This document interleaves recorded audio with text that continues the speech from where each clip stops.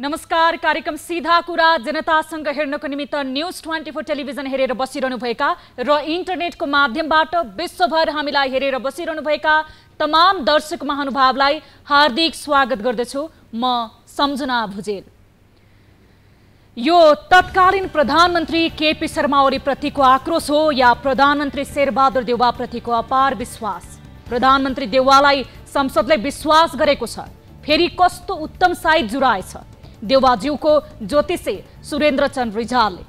उनले सामाजिक सञ्जालबाट नै घोषणा गरिदिए आज देउवाको कार्यसिद्धिको योग रहेको र विश्वासको मत लिन अति अनुकूल र उत्तम समय हो। साइत जुराएपछि आज विश्वासको मत लिने देउवाको घोषणा पनि फुत्तायो। 7 चोटि प्रधानमन्त्री हुने योग रहेको भन्दै देउवाको पुरपुरो बलियो रहेको भविष्यवाणी गरिदिने ज्योतिषी रिजालले उत्तम साइत निकालिदिएपछि गत साउन 1 गते शुक्रबार बिहान देउवा सरकारी निवास बालुवाटारमा पनि सरे र यो विश्वासको मतको बारेमा पनि ज्योतिषज्यूले र्याङ्कको ठ्याङ पारेपछि अब देउवाज्यूको बाँकी अध्याय पनि फलिफाप नै हुने अनुमान हुन थालिसक्यो। यता अल्प आयुमा नै शिकार बनाउन खोजेको व्यवस्थापिका संसदमा आज फरक दृश्य देखियो। सभामुखको प्रस्तुति रौनक नै अर्कै थियो। हिजो प्रतिपक्षमा बसेकाहरू सत्ता पक्षमा थिए, हिजो सत्ता पक्षमा सानले बसेकाहरू आज फरक मुहार र मुडमा देखिन्थे। बाँच्नुपर्छ देख्न पाइन्छ भन्थे अग्रजहरूले, हो पनि रहेछ।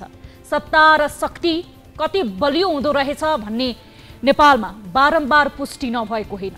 हिजोसम्म केपी शर्मा ओलीको पछि ज्यान फालेर लागेकाहरूलाई देउवा पक्षमा पल्टिन कति बेर पनि लागेन। हुरहुरी र ताँत लगाएर फर्कन थालिसके। कुर्सी र शक्तिको आडलाई ठूलो ठान्नेहरूलाई न सिद्धान्त न त नैतिकता नै। पछाडि कुरा काट्ने एक समूहबाट अर्को समूहमा पसेर एक अर्काको खेदो खन्ने, शक्तिको भक्ति गाउने छेपाराहरू जहाँ पनि हुन्छन्, जसलाई आफ्नो क्षमता भन्दा पनि चाकडीको विश्वास लाग्छ।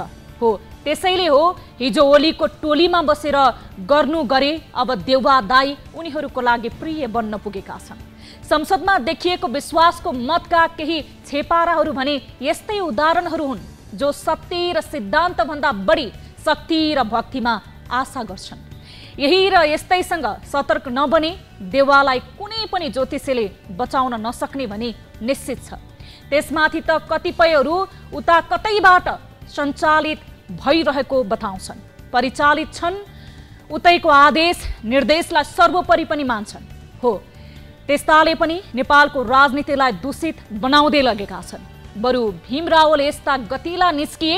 हिजो माधव कुमार नेपाललाई छाती थापेर साथ दिएका रावलले एमालेको नाममा छाती थापेर संसद पदबाट नै राजीनामा गरे। पार्टी एकताका लागि गठित कार्यदलमा नेपाल समूहको संयोजक रहेका रावलले पार्टी निष्ठाका लागि नै राजीनामा दिएको हो भने उनको अडान र सत्यनिष्ठालाई धेरैले सलाम ठोक्ने छन् नै। तर त्यस बीचमा उनको बारेमा केही तलमाथि सुन्नु परे नपरोस् जसले रावलको अडानलाई फोस्रो साबित नगरोस्, किनभने उनी पनि दूधले धोएका मानव त पक्कै होइनन्। हो अब हुन्छ कुदाकुद। ओलीको तुलनामा देउवा पनि सुविधा, कुर्सी र आश्वासन दिने बारेमा पक्कै कम छैनन्। देउवा अझ बढी खुला र उदार नै छन्। न त कप्टी नै मानिन्छन् उनी यस बारेमा, बरु आफ्ना भित्र अर्थात् पार्टी भित्रकाहरूसँगै अनुदार मानिने देउवा अरूलाई फकाउन भने माहिर र उद्धार मानिन्छन्। यता तराई मधेस केन्द्रित दलहरूको पनि देउवामाथि नै अपार विश्वास जागेर आएको चाहिँ देखिएको छ। हिजो तत्कालीन प्रधानमन्त्री ओलीले लगभग सबै माग सम्बोधन गरेको भन्दै ओली सरकारमा समेत सहभागी भएकाहरू पनि देउवातिर ढल्किएका छन्। देउवाले पनि माग पूरा गरिदिने आश्वासन पाएको उनीहरूको तर्क छ। ओलीसँग 10औं पटक वार्ता गरेर सहमत भेटमै कसरी राजी भए यो पनि चर्चाकै विषय बनेको छ। खेल्न हो राजनीति, जारी छ यो खेल। तर अब संसदमा प्रधानमन्त्री देउवाले विश्वासको मत माग्दा संसदमा शालीनता देखाएर सबै दललाई विश्वासमा लिने प्रयास गरे। यो उनको बाध्यता नै होला। तर एमाले भने प्रसन्नको रूपमा भन्दा पनि केही फरक देखेन देउवाको प्रयासलाई। एमाले भित्र उत्पन्न अवस्था र अहंकारले अवसर देउवाले पाएका हुन् नै, तर त्यो आक्रोश र कुण्ठाको आगो अदालततिर नफ्याले नै बुद्धिमतापूर्ण हुने थियो भनेर सम्झाइदिने कसले? त्यसैले अहंकार कसैले नगरौं भन्ने राम्रो सन्देश पनि दलहरू सबैले पाएकै हुने थिखेर। तर अब देशका लागि पनि सोचौं, फुटेर होइन जुटेर खोजुन् दलहरूले सहमति यो देश र जनताको लागि। दलहरूको विवाद र विभाजनले दलले त हार्ला तर देशले पटक पटक हारेको छ। यसले ध्यान दिनु रहेको छ। आउनुहोस् सुरु गरौं जनताको चासो गुनासो र प्रश्न सहितको विशेष कार्यक्रम सीधा कुरा जनतासँग। लाइफबोय हात धुने समयका साथमा लाइफबोय।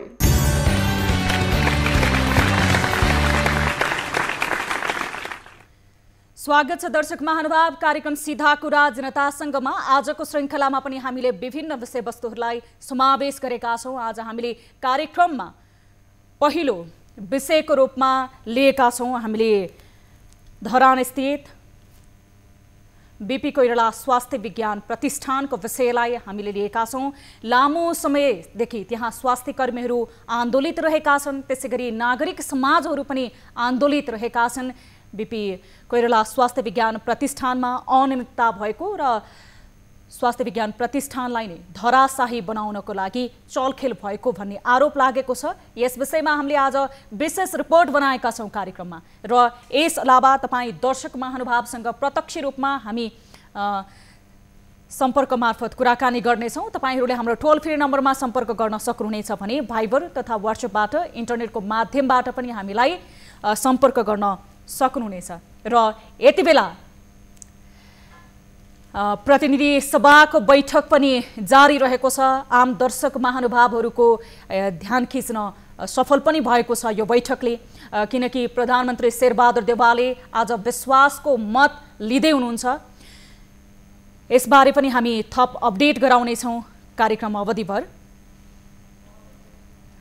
अब लागौं कार्यक्रमको सुरुवातमा ताली र गालीबाट। यसअघि हामीले उठाएको विषय थियो चैत महिनाभित्र सबै नेपालीलाई कोरोना विरुद्धको खोप दिलाउने शेरबहादुर देउवा सरकारको प्रतिबद्धता पूरा होला भन्ने प्रश्नमा 35.9% अर्थात् 463 जनाले तालीमा र 64.1% अर्थात् 828 जनाले गालीमा मत जाहेर गर्नुभएको छ।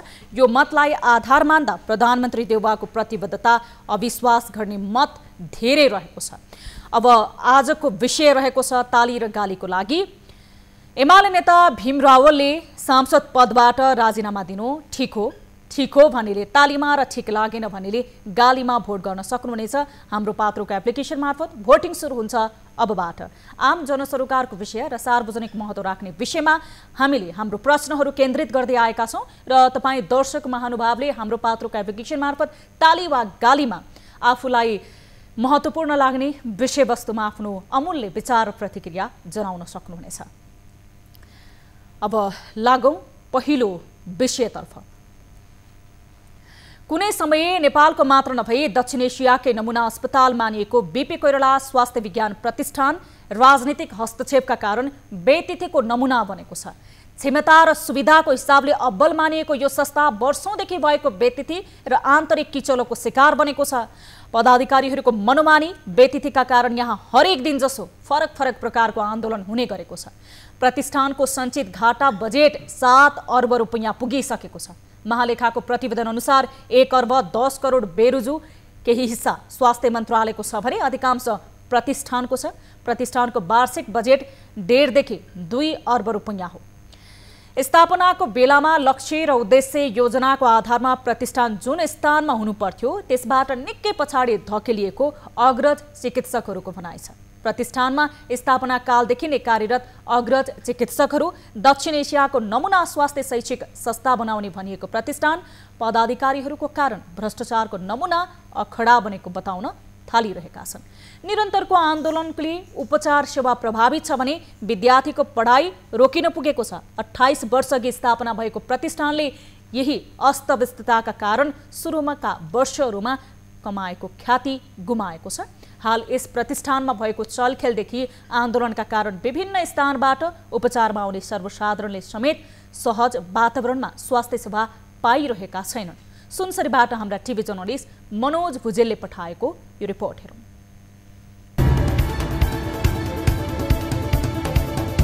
उपचारको स्तरीयता पनि खस्किएको सेवाग्राहीको गुनासो। पर्याप्त भौतिक पूर्वाधार र जनशक्ति भएकाले बीपी कोइराला स्वास्थ्य विज्ञान प्रतिष्ठानमा अहिले पनि नेपालका विभिन्न स्थान लगायत छिमेकी मुलुक भारतसम्मको देशबाट बिरामी समेत आउने गरेका छन्। यस प्रतिष्ठान चिकित्सा शिक्षा पढ्न चाहनेहरूको लागि पनि रोजाइको संस्था हो। तर अवस्था फेरिएको छ। अहिले 16 अक्षरले कोरिएको यो संस्थाको गौरवमय इतिहास धुमिल बन्दै गएको छ। करिब 7 घण्टाको समय लगाएर उपचारमा आउँदा समेत यस प्रतिष्ठानका कर्मचारीले कुनै चासो नदिएका उपचारमा आउने स्थानीय तथा सेवाग्राहीको गुनासो छ। यहाँको आन्तरिक व्यवस्थापनहरू यत्रो बिमारीहरू आउँदाखेरि टोयलेटको अवस्थाहरू हुन्छन्, जस्तो यहाँका चाहिँ भेन्टिलेटरहरू मर्मत नहुने, अनि त्यसलाई किन्नलाई अर्को प्रोसेसमा लाने।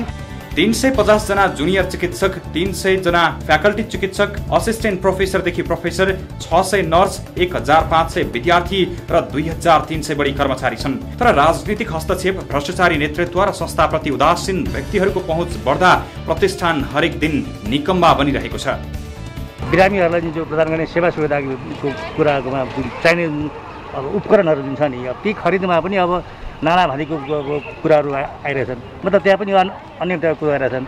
अब तपाईँको सम्बन्धित के अरे ठाउँहरूमा जुन अब केस पनि अब चलिरहेको अथवा जुरी गरेको तपाईँहरू सबैलाई थाहै छ। अब यी सब कारणले गर्दाखेरि अब तपाईँको प्रतिष्ठान अस्तव्यस्त भयो क्या। बेइज्जती विरुद्ध प्रतिष्ठानकै चिकित्सक, नर्स, कर्मचारी आन्दोलित छन् भने सुधारको माग गर्दै बाहिर धराने नागरिक दबाव सञ्जाल गठन नै गरी बेग्लै आन्दोलनमा छन्।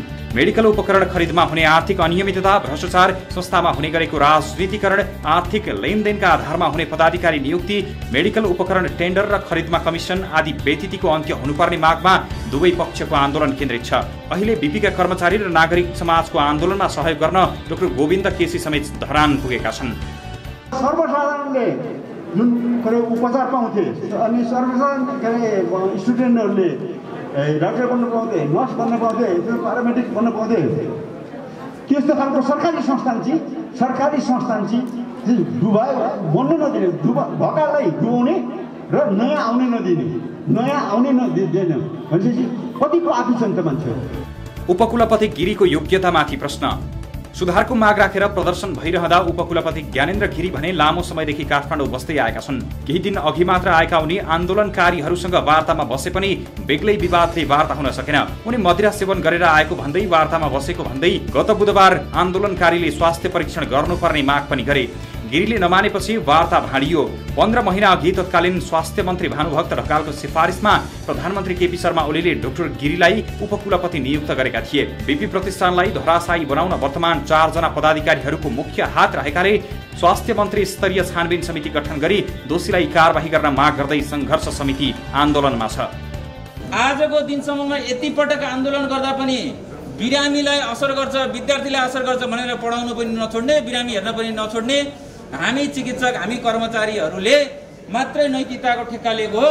हामी सधैँ आएर लाउन हजुर गरिदिनु परोस् भनेर भन्नुपर्ने हो। यहाँ हामी 6 दिन आउँदासम्म तपाईँलाई चाहिँ मतलब नहुने, आफ्नो प्रतिष्ठान जलेको छ भने तपाईँ चाहिँ काठमाडौँ बसिराख्नु पर्ने, अनि यहाँ चाहिँ हामीले मात्रै चिन्ता गरिदिनु पर्ने, यो हुँदैन। अब सरकारी टोलीसँग मात्र वार्ता। आन्दोलनकारी पक्षले प्रतिष्ठानका उपकुलपति गिरीको टोलीसँग वार्तामा नबस्ने र नेपाल सरकारबाट नै टोली खटाउनु पर्ने माग अघि सारे। सोही अनुसार नेपाल सरकार स्वास्थ्य मन्त्रालयको प्रतिनिधिसँग गत असार 21 गते छलफल पनि भयो। तर त्यो नेपाल सरकारले गठन गरेको आधिकारिक टोली नभएको संयुक्त आन्दोलन सङ्घर्ष समितिको जिकिर छ। तपाईहरुले जुन मुद्दा उठाउनु भएको छ 4 जना पदाधिकारीको राजीनामाको बारेमा र उहाँले जुन यो मादक पदार्थ सेवन गर्नुभयो भनेर तपाईहरुले जुन आरोप लगाउनु भएको छ त्यसको इन्भेस्टिगेसन गर्ने चाहिँ हामीसँग अधिकार छैन। त्यो बाहेक अरू कुरा जुन तपाईहरुले उठाउनु भएका मागहरू छ स्वास्थ्य मन्त्रालय अन्तर्गत गर्न सकिने त्यसको चाहिँ हामीले त्यसमा चाहिँ हामी पहल गर्छौं भनेर पहिला नै उहाँले कन्फ्लिक्ट अफ इन्ट्रेस्ट राख्नुभयो। त्यो कारणले चाहिँ उहाँहरुलाई चाहिँ हामीले वार्तामा नबसे पनि उहाँहरुलाई हामीले हाम्रा सबै कुराहरू चाहिँ प्रष्ट रूपमा राख्यौं। आफूमाथि लगाइएको आरोप झुठो उपकुलपति गिरी। यता प्रतिष्ठानका उपकुलपति डाक्टर गिरीले भने लामो समयदेखि प्रतिष्ठानमा भइरहेको आन्दोलन र समस्याको समाधान गर्न आफू तत्पर रहेको दाबी गरेका छन्। उनले आफूमाथि लगाइएको सबै आरोप झुठो भएको दाबी समेत गरेका छन्। कर्मचारीका महाशाखा शाखा प्रमुखहरू जो स्टेक होल्डरहरू छन् उहाँहरूसँग पनि फेरि लगातार मिटिङ गऱ्यौँ र उहाँहरूसँग पनि पोजिटिभ रेस्पोन्स आयो र त्यही अनुसार चाहिँ यो समस्या समाधान हुनुपर्छ। यो यसरी लम्ब्याएर हुँदैन भन्ने कुराहरू आए। त्यसका पनि हामीले म्यानिपुलेट गरेर सम्बन्धित ठाउँमा खबर पठाएकै छौँ। बारम्बारको विवाद, निरन्तरको आन्दोलन, सरकारको अदूरदर्शी नीति र राजनीतिक हस्तक्षेपले दक्षिण एसियामा नै कहलिएको बिपी कोइराला स्वास्थ्य विज्ञान प्रतिष्ठान धराशायी बन्दै गएको छ। यसको यो दुर्गति नरोके नेपाल र नेपालीले नै एउटा गौरव लाग्दो धरोहर चाँडै गुमाउनु पर्ने पक्का छ। दर्शक महानुभाव, हामी यस विषयमा थप कुराकानी गर्छौं। यति बेला हामीसँग बिपी कोइराला स्वास्थ्य विज्ञान प्रतिष्ठान धरानका निर्देशक डाक्टर गौरी शंकर शाह हाम्रो सम्पर्कमा जोडिनु भएको छ। डाक्टर साहब, स्वागत छ यहाँलाई कार्यक्रम सीधा कुरा जनता संघमा। डाक्टर साहब हजुर, स्वागत छ यहाँलाई कार्यक्रम सीधा कुरा जनता संघमा।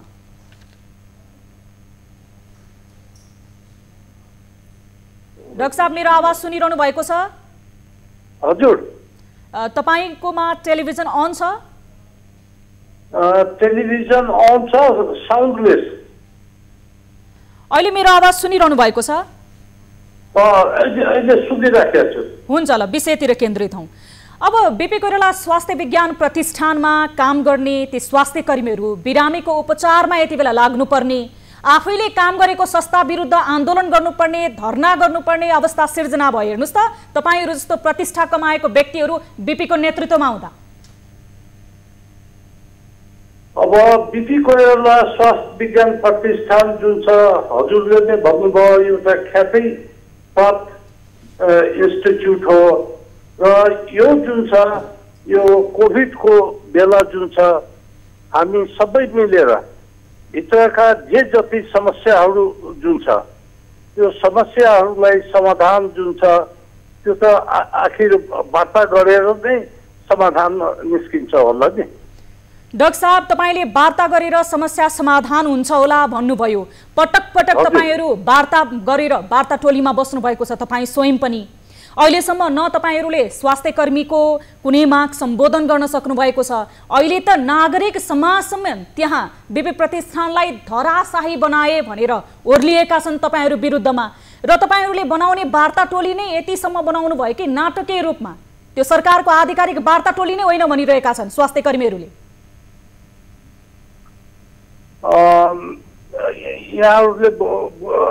यहाँहरूलाई म जानकारी गराउन चाहन्छु। हजुर। कि हाम्रो उपकुलपतिज्यूले उहाँहरूको जुन मागहरू जुन छ नि, जस्तो वृद्धि भएको तलब, जोखिम भत्ता र उहाँहरूको एउटा के छ भने, यो मैले पनि स्वीकार गर्नै पर्ने हुन्छ कि उहाँहरूको 3.5 वर्षदेखि प्रमोसन भएको छैन र हाम्रो कर्मचारीहरूको हकमा जुन छ नि 12.5 वर्षदेखि प्रमोसन भएको छैन र यसमा जुन छ नि, हामी निरन्तर यसको प्रयासहरू जुन छ नि, अब जस्तो हाम्रो नियमावलीहरू संशोधन हुँदैछ र म तपाईँकै टिभीबाट म भन्छु, उहाँहरूको जुन मागहरू छ, त्यो मागहरू जुन छ हामी पुरा गर्न तयार छौँ, होइन? तर वार्तामा उहाँहरू आइदिनु पर्यो। तपाईले बताउनुभयो स्वास्थ्य कर्मीहरू जसले जोखिम भत्ता लगायत अन्य आफ्नो सेवा र सुविधालाई लिएर आन्दोलित छन्, धरनामा बसेका छन् र हामी विरुद्ध बोल्न विवश छन् भनेर। तर त्यहाँ भएको बिपी प्रतिष्ठानमा भएको बेतिथीको नमुनाहरू, उदाहरणहरू त यति छन् कि सर, तपाईहरू विरुद्ध नागरिक समाजले आन्दोलन गर्नुपर्ने, तपाईहरूलाई घचघचाउनु पर्ने। अब 28 वर्ष अगाडि स्थापना भएको त्यो संस्था एसियाको नमुनाको रूपमा हेरिन्थ्यो, अहिले भ्रष्टाचारको थलो बनाइयो भन्ने अर्को आरोप छ तपाईहरूप्रति। यसमा कतिको सत्यता छ? कसरी प्रश्न बनाउनुहुन्छ? अब हेर्नुहोस् है, भ्रष्टाचार भनिदिनु, अनियमितता भनिदिनु, होइन? यो हाम्रो सबै जसो फाइलहरू जुन छ नि अख्तियारमा गएको छ, त्यो छानबिन हुँदैछ। अब विगतमा पनि गल्ती काम गर्ने पदाधिकारीहरू जुन छ, उहाँहरू दण्डित हुनुभयो र हामीले पनि केही आर्थिक अनियमितता यिनीहरू गरेका छौँ भने हामीहरूले सजाय पाउँछौँ।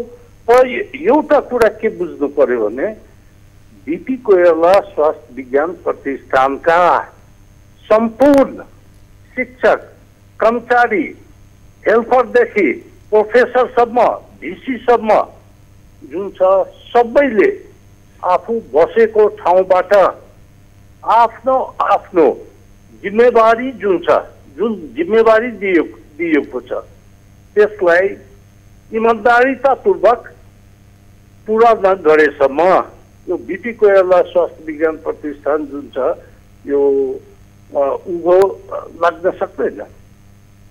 तपाईँ आफै स्वीकार्नु भएको छ। मैले भन्न खोजेको कि डाक्टर साहब, तपाईँ आफैले बताउनु भयो कि अब कर्मचारीको त्यहाँ जबसम्म लोभी पापी मानसिकता सुध्रिँदैन तबसम्म बीपी प्रतिष्ठान उभो लाग्दैन भनेर प्रतिष्ठानका कतिपय न्युजहरू हामीले सम्प्रेषण गरेका छौँ सर। तपाईँहरूकोमा इन्टरनेटको शुल्कदेखि थोरै सुन्नुहोला डाक्टर साहब, विद्यार्थीबाट उठाउने इन्टरनेटको शुल्कदेखि अब अहिले महालेखा परीक्षकको जुन कार्यालयले तपाईँहरूलाई बेरुजु रकम मात्र करिब करिब 1 अर्ब 10 करोड बढी देखाएको छ। 7 अर्ब भनेको थोरै रकम होइन होला सर। 7 अर्बसम्म घाटामा गएको छ एउटा प्रतिष्ठान जो कुनै समय उदाहरण थियो।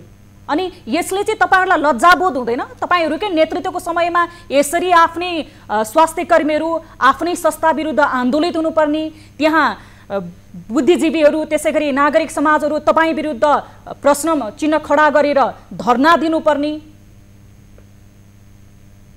यो चाहिँ तपाईँहरूको नेतृत्व एकदमै सफल निष्पक्ष नेतृत्व एकदमै लोभी पापी नभएको भएर यो दिन सिर्जना भएको स्थिति? यो जुन छ भ्रष्टाचार भनेर मात्रै भएन नि।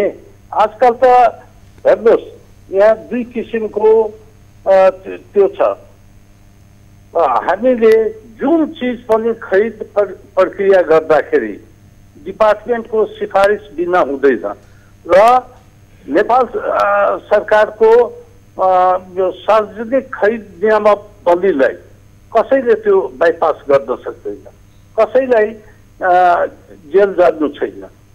र यो कुराहरू आएको छ। मैले यहाँलाई जानकारी गराउन चाहन्छु कि त्यो सबै फाइल जुन छ नि अख्तियारमा पुगिराखेको छ र यो चिजहरूको छानबिन हुँदैछ। अब कानुनी प्रक्रियालाई तपाईँहरूले कानुनलाई मान्छु भनिरहँदाखेरि कानुनले गर्ने एउटा फैसला होला भोलिको दिनमा, त्यसले कुनै न कुनै निचोड निकाल्ला डाक्टर साहब। तर तपाईँहरू त्यहाँको नेतृत्वमा हुनुहुन्छ भने तपाईँहरूको पनि त एउटा व्यवहार तह अथवा आफूले गरेको नैतिकता प्रतिष्ठा जोडिएको संस्था रह्यो। तपाईँहरूले पनि त व्यवहारिक रूपमा आफ्ना स्वास्थ्य कर्मीहरू जो तपाईँहरूको विरुद्धमा संस्थालेमा अनियमितता भयो भनेर विरुद्धमा धरना दिइरहेका छन्, नागरिक समाजले तपाईँहरूमाथि औला उठाइरहेका छन्, उहाँहरूसँग चाहिँ तपाईँहरूले वार्ता गर्ने, यो वार्ताको निचोड कहिलेसम्म निक्लिने अथवा कहिलेसम्म सहमति हुने एउटा समय अथवा यो समयसम्म हामी वार्ता गरिसक्छौँ भन्ने कुनै टाइम फ्रेम बनाउनु भएको छैन? हामी जुन छ नि वार्ता गर्नलाई तयार छौँ। म हजुरको टिभीबाट पनि आह्वान गर्न चाहन्छु आन्दोलनकारीहरूलाई, उहाँहरू आउनुभयो भने हाम्रो यो भित्रको समस्या जुन छ नि त्यो हामी पुरा गर्छौँ। हस्, तपाईँको प्रतिबद्धताको लागि धेरै धेरै धन्यवाद डाक्टर साहब। तपाईँले बताउनु भएको जस्तै हाम्रै टेलिभिजनबाट आह्वान गर्नुभएको छ, हामीले नै त्यो न्युजहरू सम्प्रेषण गर्न पाऊँ कि बीपीमा भएको यो मतभेद, बीपीमा भएको अनियमितता रोकिएको छ। अहिले बीपीको नेतृत्वले आफ्नो भूमिका महत्त्वपूर्ण रूपमा निर्वाह गरेको छ भनेर धेरै धेरै धन्यवाद समय र संवादको लागि। हजुर धन्यवाद धन्यवाद। यति बेला हामीसँग जोडिनु भएको थियो डाक्टर गौरीशङ्कर शाह जो डाइरेक्टर हुनुहुन्थ्यो बीपी कोइराला स्वास्थ्य विज्ञान प्रतिष्ठानका। हामी यसै विषयमा कुराकानी गर्छौँ र हामीसँग यति बेला जोडिने क्रममा हुनुहुन्छ जो प्रतिष्ठान शुद्धिकरणका अभियान सञ्चालन गर्ने प्रतिनिधि पनि हुनुहुन्छ संघर्ष समितिका, उहाँ संयोजक हुनुहुन्छ डाक्टर एसपी रिमाल हामीसँग जोडिनु भएको छ, उहाँसँग हामी कुराकानी गर्नेछौँ। डाक्टर साहब नमस्कार, स्वागत छ यहाँलाई कार्यक्रम सीधा कुरा जनतासँगमा।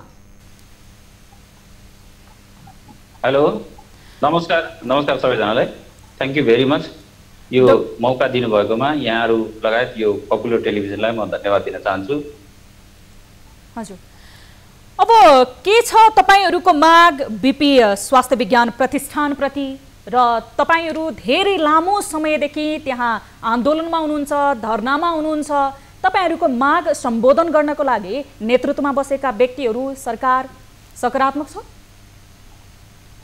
अहिले जुन एउटा अनुसन्धानको लागि एउटा समिति बनाउनु भएको छ, विशेष गरेर सरकार बन्ने बित्तिकै 48-72 घण्टाभित्रमा जुन बनाउनु भएको छ, त्यो कुरा हेर्दा हामी आशावादी चाहिँ पक्कै पनि छौँ। तर विगतमा जसरी हामीले पटक पटक धोका खाएका छौँ त्यसमा त्यो तार्किक निष्कर्षमा नपुग्दासम्म अलिकति हामीले स्केप्टिकल भएर हेर्नुपर्ने हुन्छ।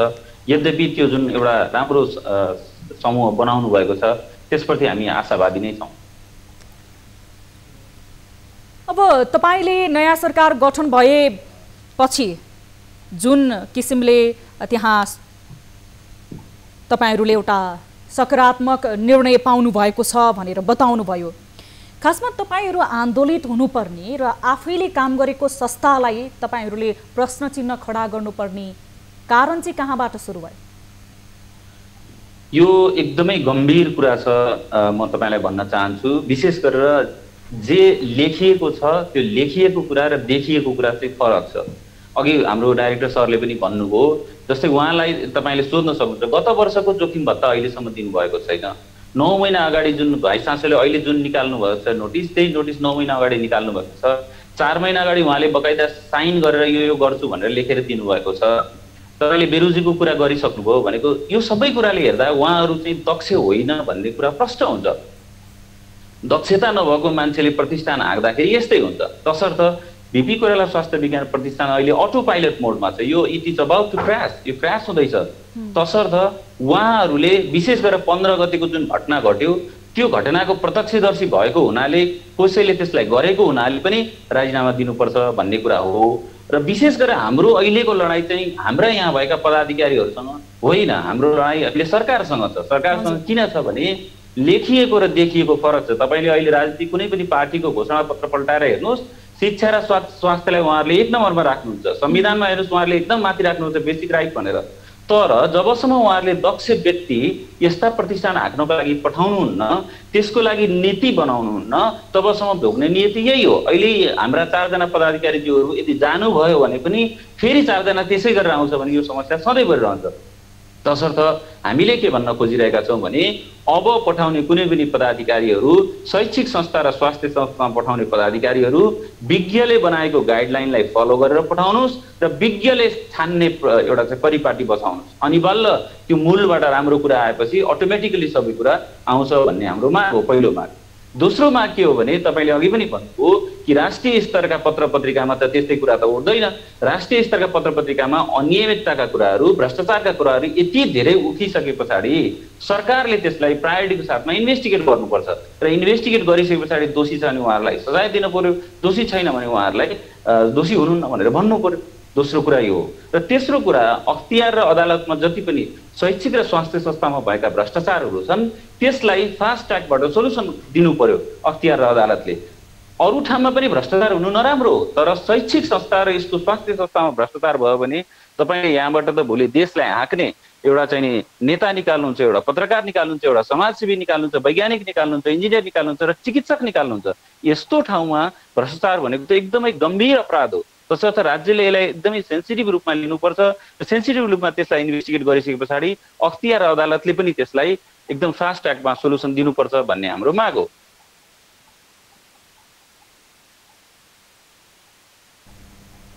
डाक्टर साहब, तपाईहरूको पहिलो माग अथवा आन्दोलन गर्नुपर्ने, धरना बस्नुपर्ने पहिलो पोइन्ट नै त्यहाँ अध्यक्ष नेतृत्व लिएर आइयो, जो व्यक्तिहरू दक्ष थिएनन् भन्ने रह्यो।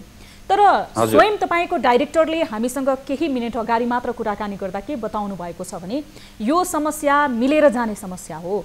उहाँहरूलाई पनि आफ्नो प्रतिष्ठा, आफ्नो नैतिकता, आफूले नेतृत्व गरेको संस्था, आफ्नै नेतृत्वको समयमा यो किसिमले एउटा प्रतिष्ठानमा उठेको आवाजहरू उठ्दाखेरि त पक्कै पनि उहाँहरूलाई पनि आफूलाई आफ्नो नैतिकतालाई प्रश्न गरिरहनु भएको होला। तर सुधार गर्ने प्रयासमा तपाईहरूको चाहिँ भूमिका के रहन्छ? हो, एकदमै गम्भीर प्रश्न सोध्नुभयो तपाईले। वास्तवमा यो कुरा सबैजनाले बुझ्नुपर्ने हुन्छ। तपाईँलाई म एउटा PDF फाइल नै दिन सक्छु। विगत 24 महिनादेखि उहाँहरूले हामीले कति पटक मौका दियौँ। हामीलाई हाम्रा साथीहरूले तिमीहरू गान्धीवादी भयो, जहिले पनि फुल दिन्छौ भन्छौ मात्रै, तिमीहरूले बन्द तोडफोड गर्दैनौ भनेर हाम्रा कतिपय साथीहरूले भन्छ। तर एउटा प्रोफेसर भएको नाताले, एउटा चाहिँ चिकित्सक भएको नाताले हामीले त्यस्तो गर्न सक्दैनौँ। त्यो हाम्रो सभ्यतालाई उहाँहरूले कमजोरी ठानिराख्नु भएको छ। अहिले पनि उहाँहरूले गफ दिँदै हिँडिराख्नु भएको छ, झुट बोल्दै हुनुहुन्छ। सोध्नुहोस् उहाँलाई, 4 जनाले 4 महिना अगाडि साइन गरेको डकुमेन्ट हामीसँग छ, त्यो कति गर्नुभयो भनेर तपाईँ सोध्नुहोस्। आज हामीले 24 महिनासम्ममा दिएका ती कुराहरू कहिलेसम्म गर्नुभयो भनेर सोध्नुहोस्। 9 महिना अगाडि उहाँले लिखित प्रतिबद्ध गरेको कुरा सोध्नुहोस्। आज बिरामीको लागि एउटा सामान्यभन्दा सामान्य स्वास्थ्य संस्थाले अनलाइन टिकटिङ गर्छ, यत्रो स्वास्थ्य संस्थाले अनलाइन टिकटिङ गर्न सक्दैन। अनलाइन टिकटिङ नगरेको कारणले बिरामीहरूले 3 पटक 4 पटक लाइन लाग्नुपर्ने हुन्छ। हाम्रो लागि त बिरामी भनेको भगवान बराबर हुन्। उनीहरूले दुःख पाएको पीडा पाएको हामीले सहन सक्छौँ। हाम्रो प्रतिष्ठानलाई तपाईँले हेर्नुहुन्छ भने यसको उद्देश्य नै 3टा उद्देश्य छ। पहिलो उद्देश्य यसबाट दक्ष जनशक्ति उत्पादन गर्ने, त्यहाँ पनि उहाँहरू चुक्नु भएको छ। दक्ष जनशक्ति उत्पादन गर्नको लागि त्यो टिचिङ लर्निङ एक्टिभिटिजमा उहाँहरू चुक्नु भएको छ। टिचर्स ट्रेनिङ नभएको वर्षौँ भइसक्यो। विद्यार्थीलाई दिनुपर्ने गाइडलाइन एनएमसीले एमईसीले गाइडलाइन दिन्छ, त्यो गाइडलाइन फलो भएको छैन। डेन्टल चेयर पुगेको छैन भनेर विद्यार्थीहरू बताइराख्नु भएको छ, उहाँ त्यहाँ चुक्नु भएको छ। यो पहिलो हाम्रो मिसन हो। दोस्रो मिसन भनेको यहाँ हामीले बिरामीलाई उपचार दिने हो। बिरामीको उपचार तपाईँले हेर्नुहोस्, क्यान्सरको अपरेसन हामी डाक्टरहरूले गर्छौँ, तर क्यान्सरको अपरेसनलाई चाहिने सिटी एमआरआई गर्न विराटनगर बिर्तामोड धाउनु पर्ने। तपाईँले इन्भेस्टिगेसन गर्नलाई बिल काटिदिन्छ, आधा इन्भेस्टिगेसन आउँछ, आधा उहाँ आउँदैन। त रिपोर्टमा के लेख्छ, रिएजेन्ट नट एभाइलेबल भनेर भन्छ। यस्तो गरिजिम्मेवारी काम गरेर हुन्छ। सो बिरामीले पनि दुःख पाइरहेको छ। अर्को हाम्रो उद्देश्य भनेको मिसन भिजन गोलमा रिसर्च हो। रिसर्चमा पनि भएका ग्रान्टहरू सबै काटेर रिसर्चलाई प्रमोट नगरेर विभिन्न क्रियाकलाप गर्नुहोस् भनेको हरेक मिसन भिजनका हरेक पोइन्टमा उहाँहरू चुक्नु भएको छ। लिखित रूपमा गरेका प्रतिबद्धतामा चुक्नु भएको छ, मौखिक रूपमा गरेका प्रतिबद्धतामा चुक्नु भएको छ। र अहिले 15 गतेको घटना त निकृष्ट घटना हो। कुनै एउटा प्राविधिक संस्थामा, मन्दिर जस्तो संस्थामा त्यस्ता खालका घटना हुन्छन्। ती घटना घटाउने मान्छे एकातिर छन्, त्यो घटनालाई प्रत्यक्ष वा अपरोक्ष रूपमा सहयोग गर्ने उहाँहरूको नैतिकता कहाँ छ? त्यो नैतिकता भएपछि उहाँहरूसँग बसेर हामीले वार्ता गर्नु सम्भव छैन। हामी एउटा प्राज्ञिक लेभलको मान्छे हो र प्राज्ञिक लेभलको नैतिकता भएको मान्छेसँग मात्रै हामी वार्ता गर्न रेडी छौँ। हामी 24 घण्टा वार्ताबाट समाधान गर्नुपर्छ भन्ने कुरामा रेडी छौँ। यसमा दुई मत छैन। डाक्टर साहब, अब तपाईँले बताए अनुसार उहाँहरूसँग वार्ता गर्नुभन्दा हामी धरनामा बस्नु नै उहाँहरूको व्यवहारको कारणले, उहाँहरूको नेतृत्वको कारणले विवश भयौँ भनेर बताउनु भएको छ। अब यसरी संस्था दिनानुदिन धराशायी बनेर जानु, तपाईँहरू लामो समयदेखि धरनामा बस्नु, यसको पछाडि हात चाहिँ कसको छ त? तपाईँहरूको माग पनि सम्बोधन नहुनु, नेतृत्व पनि तपाईँहरूसँग माग सम्बोधन गर्नको लागि नझुक्नु। यो एकदमै सही कुरा गर्नुभयो। नेतृत्व भनेको अहिले हामीले 4 जना पदाधिकारीलाई मानेका छैनौँ। नेतृत्व भनेको त्योभन्दा माथि पनि छ। त्योभन्दा माथि सञ्चालक परिषद छ, त्योभन्दा माथि सहकुलपति हुनुहुन्छ, त्योभन्दा माथि कुलपति हुनुहुन्छ। यदि त्यो नेतृत्व फेल भएको छ भने त्योभन्दा माथिकोले लिनु पर्यो नि त जिम्मा। उहाँले जेसुकै गरे पनि उहाँले नेतृत्व मान्नुपर्छ भन्ने त छैन। तसर्थ हामीले नेपाल सरकारलाई क्लियरली भनेका छौँ, तपाईँले अब आउने दिनमा दलीय भागभण्डा होइन कि एउटा क्लियर कट गाइडलाइन, यो विज्ञहरूले बुझाइसक्नु भएको छ फेरि नेपाल सरकारलाई। हरेक पार्टीलाई थाहा छ त्यो कुरा, तर उहाँहरूले त्यसलाई लागू गर्नुहुन्न। एउटा गाइडलाइनलाई फलो गर्नुहोस्, विज्ञहरूलाई बसाउनुहोस्, उहाँहरूले चुज गरेको पदाधिकारी पठाइदिनुहोस् र त्यो पदाधिकारी चयन भइसके पछाडि उहाँले यो प्रतिष्ठानमा अथवा अन्य प्रतिष्ठानमा के गर्न आउनुभएको, के उहाँले प्रतिज्ञा गर्नुभएको छ त्यो सार्वजनिक गरिदिनुहोस्। अनि हामी सोध्छौँ, हामी सहयोग गर्छौँ उहाँलाई कसरी गर्ने भनेर। नेपाल सरकारलाई पनि सजिलो हुन्छ। के भनेर जानुभएको थियो तपाईँ सर म्याडम, अहिले चाहिँ 6 महिना भइसक्यो, तपाईँले कहाँ पुग्नुभयो, हामीले के सहयोग गर्नु, उहाँहरूलाई पनि सजिलो हुन्छ। एकदम सजिलो कुरा छ यो। अब मलाई लाग्छ योभन्दा माथिका निकायले यसलाई सोध्नुपर्छ, खोज्नुपर्छ। तपाईँ हामी जस्ता सम्पूर्ण जसले चाहिँ देश र जनताको लागि, समाजको लागि हामी काम गर्छौँ, यो सामाजिक उत्तरदायित्व भनेर हामीले सोध्नुपर्छ। र हाम्रो विशेष गरेर ती पदाधिकारीहरूलाई यो म पनि भन्न चाहन्छु। अहिले अस्ति उहाँले भन्नुभयो, उहाँहरूलाई किन मैले उत्तर दिने? उहाँहरूले उत्तर दिनुपर्छ, किनभने हामी स्टेक होल्डर छौँ, हामी यहाँ काम गर्छौँ, यो प्रतिष्ठानको मायाले हामी यहाँ बसेका छौँ, यहाँका जनतालाई पनि हामीले जवाफ दिनुपर्छ। सो त्यो जवाफदेहिताको लागि, त्यो पारदर्शिताको लागि, त्यो जिम्मेवारीपनको लागि हाम्रो आन्दोलन हो। र हामीले आजको दिनसम्ममा न कुनै बिरामीलाई हेर्न छाडेका छौँ, न कुनै विद्यार्थीलाई पढाउन छाडेका छौँ। आजको दिनसम्म पुग्दाखेरि आज हामी 34औं दिनमा छौँ। 19 दिनमा त जनआन्दोलन सकिएको थियो, तर पनि हामीले त्यो सभ्यतालाई, हाम्रो त्यो जिम्मेवारीपनलाई हामीले छोडेका छैनौँ। तर यही रवैया रहिरह्यो भने हामी बाध्य भएर हात उठाउनु पर्ने हुन्छ, कलम हामीले चाहिँ ड्रप गर्नुपर्ने हुन्छ। हामी आशा गर्छौँ त्यस्तो दिन चाहिँ नआओस् भनेर। हस्, समय र संवादको लागि धेरै धेरै धन्यवाद डाक्टर साहब। तपाईहरूको माग सबैभन्दा छिटो पुरा होस् र बीपी प्रतिष्ठानमा यो किसिमका अनियमितताले लिएर कसैले पनि प्रश्न गर्नु नपरोस्। धेरै धेरै धन्यवाद। हस्, थ्याङ्क यू भेरी मच। हाम्रो आवाज राख्ने मौका दिनुभएकोमा तपाईँ लगायत सम्पूर्ण टेलिभिजनलाई म पुनः एकपटक मेरो व्यक्तिगत तर्फबाट र हाम्रो समूहको तर्फबाट धन्यवाद दिन चाहन्छु। Thank you. धेरै धेरै धन्यवाद। यति बेला हामी कुराकानी गरिरहेका थियौँ। पछिल्लो समय दर्शक महानुभाव, भर्खरै प्राप्त जानकारी अनुसार यति बेला प्रतिनिधि सभाको बैठक जारी नै थियो। हामीले कार्यक्रम सञ्चालन गरिरहँदाखेरि नवनियुक्त प्रधानमन्त्री शेरबहादुर देउवाले विश्वासको मत माग्नु भएको थियो र यति बेला मत विभाजन प्रक्रिया सुरु भएको छ। कार्यक्रम सीधा कुरा जनतासँगमा एकैछिन छोटो ब्रेक हेर्दै रहनुहोला न्युज 24 टेलिभिजन। लाइफबोय हात धुने समयका साथमा लाइफबोय।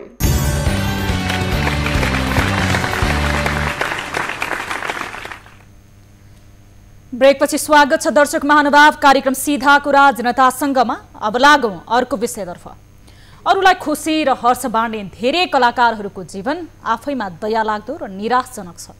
नेपालमा धेरै कलाकारहरू यही दुर्भाग्य लिएर जन्मिए पनि नेपाली जनता र कला पारखीलाई आफ्नो कला र गलाको आनन्द दिन भने उनीहरू चुकेका छैनन्। धेरै नेपाली कलाकारको जीवन कथा वियोगान्त छ र कुनै न कुनै पारिवारिक पीडा र स्वास्थ्य समस्याबाट उनीहरू रुमलिरहेका छन्।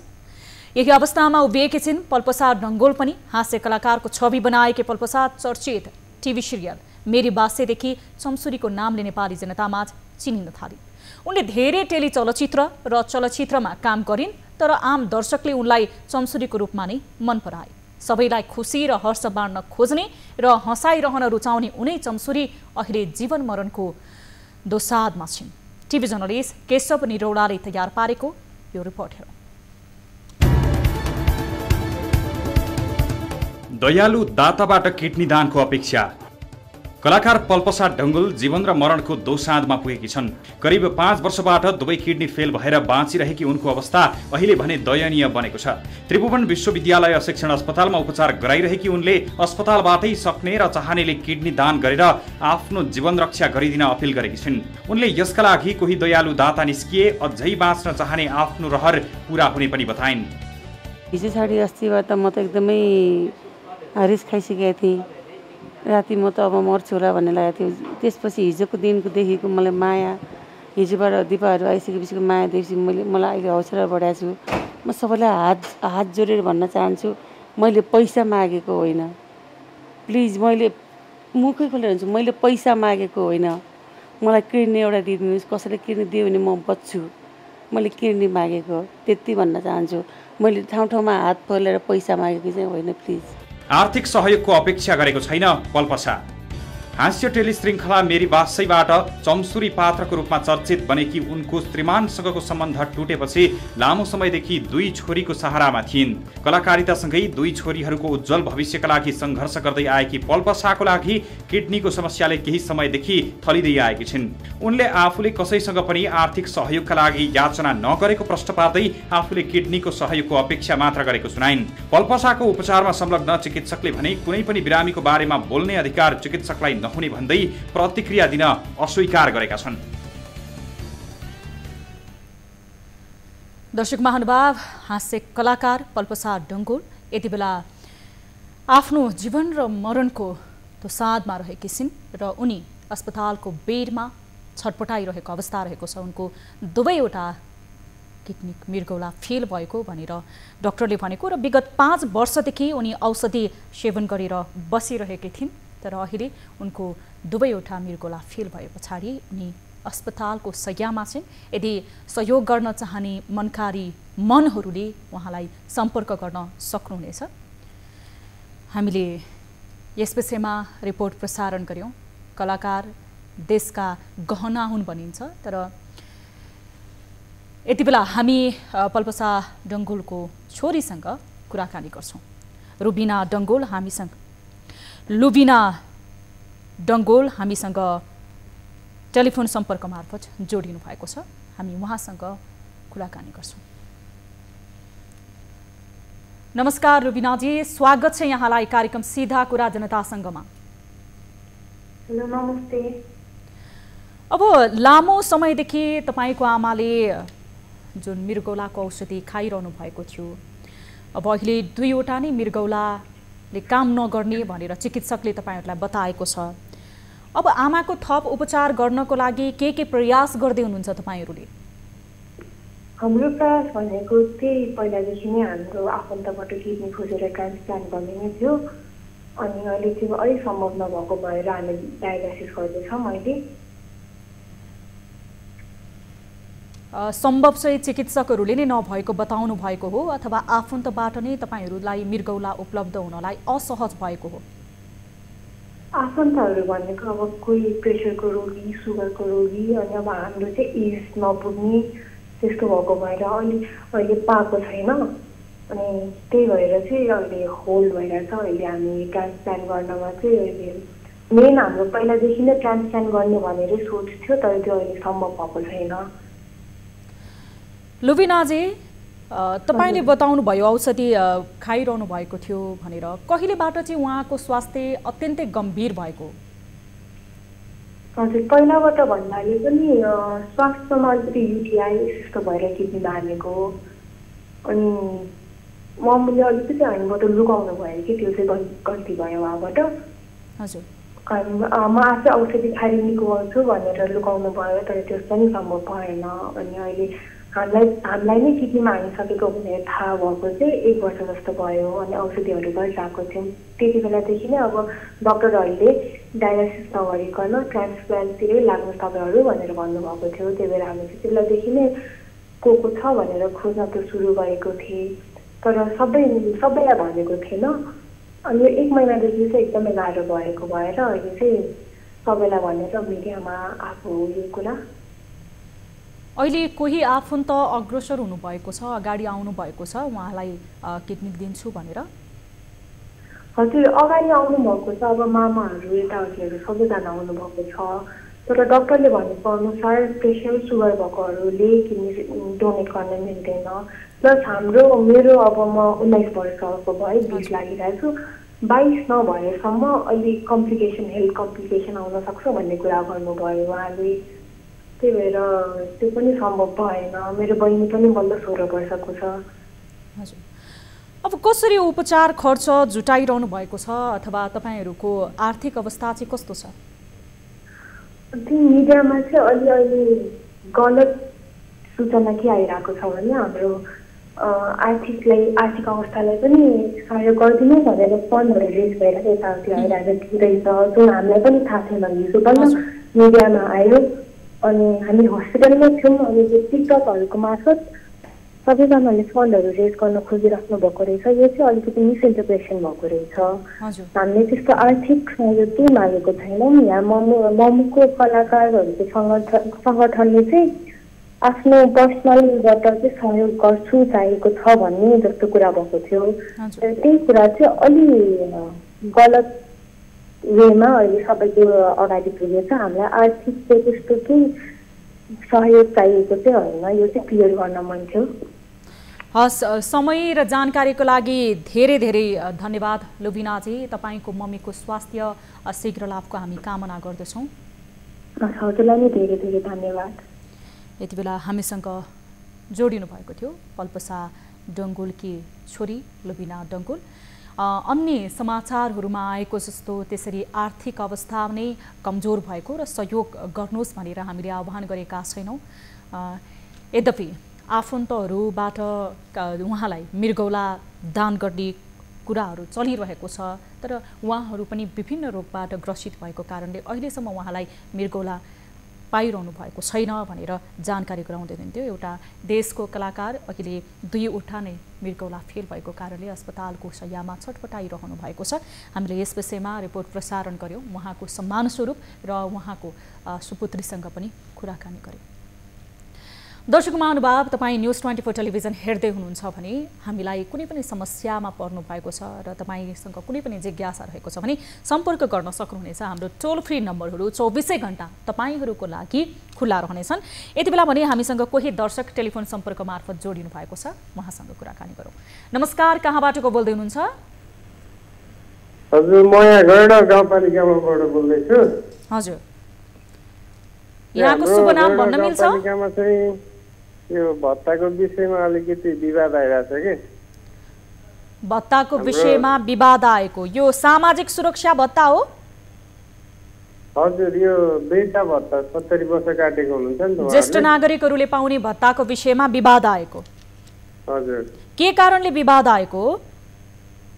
यो चाहिँ हाम्रो अरू अरू गाउँपालिकाहरू नगरपालिकाहरूमा चाहिँ भत्ता सबैले पाउनु भएको छ होइन। हजुर, त्यो लकडाउनको समयमा 3 महिनासम्मको भत्ताहरू उहाँहरूले पाउनु भएको छैन। हजुर, अनि त्यो कसैले पहिला 12,000 पाउनु भएको थियो भने अहिले 9,000 पाउनु भएको छ। अनि त्यसैमा सबै वृद्धहरू चाहिँ अलिक दुखित हुनुहुन्छ क्या अहिले। अब तपाईँ सचेत नागरिक हुनुहुन्छ, ती ज्येष्ठ नागरिक हजुरबा हजुरआमा बुवाआमाहरूको समस्यालाई लिएर हामीसँग जोडिनु भएको छ। बुझ्ने प्रयास गर्नुभयो सम्बन्धित निकायसँग? के कारणले बताउनलाई ढिलो भएको छ भनेर बुझ्ने प्रयास गर्नुभएको छैन सम्बन्धित निकायसँग? अब हामीले कुरा चाहिँ राख्यो, तर खै कसैले पनि केही कुरा अलिकति चासो नदेखाएको भएर चाहिँ मैले हजुरसँग कुरा राखेको। हजुर, स्थानीय सरकार अन्तर्गत नै तपाईँहरूको त्यो गाउँपालिकाले भत्ता दिने गरेको थियो ज्येष्ठ नागरिकहरूलाई नै, होइन?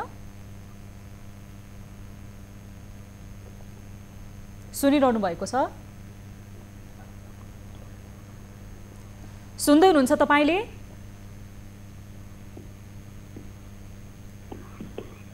मेरो आवाज सुन्दै हुनुहुन्छ? हजुर, तपाईले सुनिरहनु भएको छ? हजुर, आवाज क्लियर आएन। हजुर, अहिले त्यो भत्ता यस अगाडि यो समयमा त उहाँहरूले कम पाउनुभयो, पाउने रकम भन्दा अनि अलिकति ढिलो पनि भयो भनेर तपाईँले बताउनुभयो। अन्य स्थानीय निकायले बाँडेका छन् भनेर भन्नुभयो। यो भन्दा अगाडि चाहिँ समयमा नै भत्ता पाउनुहुन्थ्यो उहाँहरूले? योभन्दा अगाडि चाहिँ समय नै सबै चाहिँ लगभग अलिकति समय ढिलो भयो, उहाँले भत्ता पाइराख्नु भएको थियो।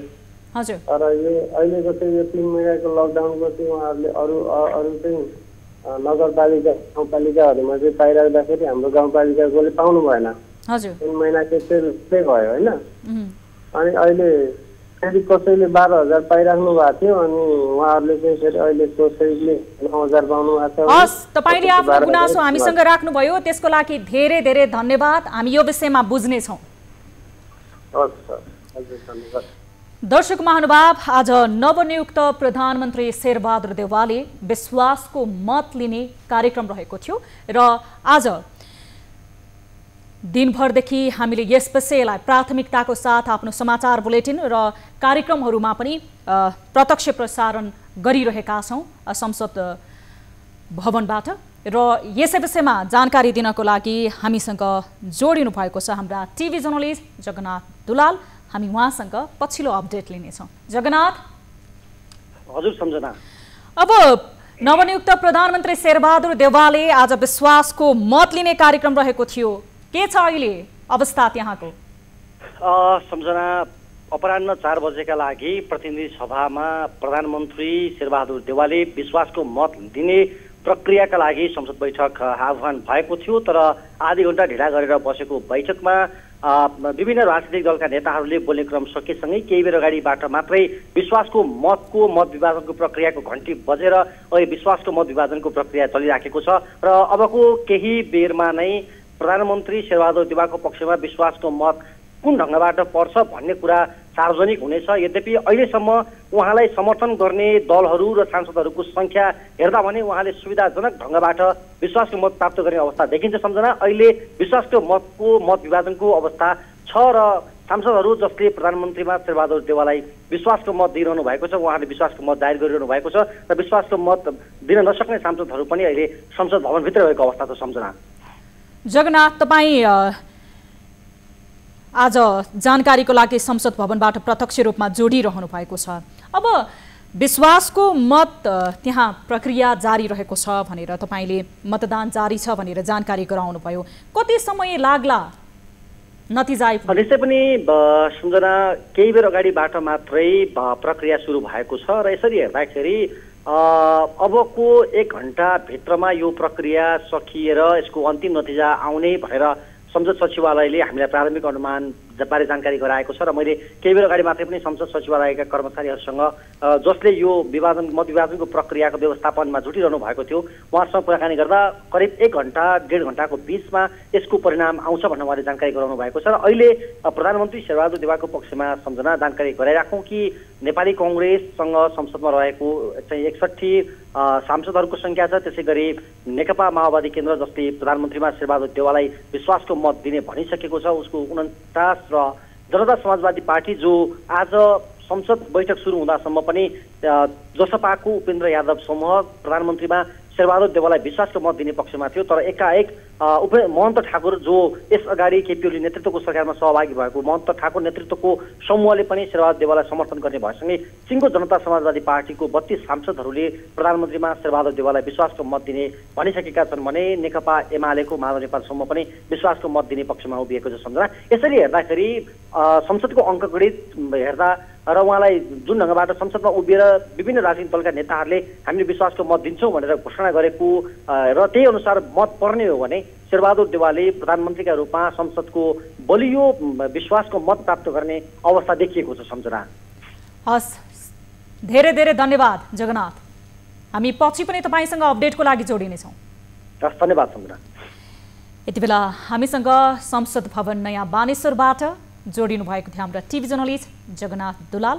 हामीले कार्यक्रममा पनि आज यो राजनीतिक विषयलाई पनि जोडेका छौँ। आम दर्शक महानुभावको पनि एक किसिमको चासोको विषय रहेको छ। नवनियुक्त प्रधानमन्त्री शेरबहादुर देउवाले आज विश्वासको मत लिने कार्यक्रम रहेको थियो र केही समय अगाडिबाट मात्र त्यहाँ मतदान सुरु भएको छ र करिब करिब हाम्रा टिभी जर्नलिस्टले त्यहाँबाट स्थलगत रूपमा जानकारी गरे अनुसार 1 घण्टा पछाडि यसको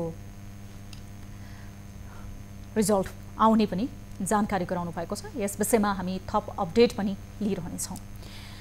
हामी कार्यक्रम सीधा कुरा जनतासँगमा छौँ। यदि कुनै पनि समस्यामा पर्नु भएको छ भने तपाईँ दर्शक महानुभावले पनि हामीलाई प्रत्यक्ष रूपमा सम्पर्क गर्न सक्नुहुनेछ। देश तथा विदेशमा हुनुहुन्छ र इन्टरनेटको पहुँचमा हुनुहुन्छ, वैदेशिक रोजगारीको सिलसिलामा विदेशमा पुग्नु भएको छ र विभिन्न समस्यासँग जुधिरहनु भएको छ भने पनि हामीलाई तपाईँहरूले आफ्नो गुनासा र समस्या राख्न सक्नुहुनेछ। सम्बन्धित निकायको ध्यान आकर्षण हामीले निरन्तर रूपमा गराउँदै आएका छौँ र सम्बन्धित संस्थाका प्रतिनिधिहरूप्रति खबरदारी पनि गरिरहेका छौँ कार्यक्रम मार्फत र तपाईहरूको समस्याको लागि हामी जहिले पनि हाम्रो हटलाइन खुल्ला राखेर तपाईहरूको समस्या सुन्ने प्रयास गरिरहेका छौँ।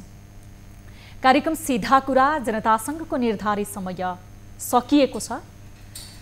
थप न्युजको लागि हाम्रो वेबसाइट www.news24nepal.com हेर्न नभुल्नुहोला। साथै तपाईले हामीलाई हाम्रो अफिसियल फेसबुक पेज, युट्युब र त्यसै गरी हाम्रो भाइबर नम्बर र व्हाट्सएपमा पनि इन्टरनेटको पहुँच छ भने आफ्नो समस्या र गुनासो लिएर जोडिन सक्नुहुनेछ। र देशभित्रै हुनुहुन्छ र तपाईँलाई पाएक वर्ष अनुकूल छ भने हाम्रो कार्यालय पानी पोखरीमा तपाईँ आफै प्रत्यक्ष आएर हामीसँग आफ्नो गुनासो साट्न सक्नुहुनेछ। र हाम्रो टोल फ्री नम्बर जहिले पनि तपाईँहरूको लागि खुल्ला रहेको छ, जसमा फोन गर्दा पैसा लाग्दैन। 1660 011 24 24 98 015 7 24 24 98 84 011 037 मा फोन गर्न सक्नुहुनेछ। कार्यक्रम सीधा कुरा जनतासँगबाट म सम्झना भुजेल बिदा माग्दछु। हेर्दै रहनुहोला न्युज 24 टेलिभिजन। अहिले भने हामी आम दर्शकहरूको ध्यान आकर्षण गराउन चाहन्छौँ संसद भवन नयाँ बानेश्वरतर्फ। नमस्ते।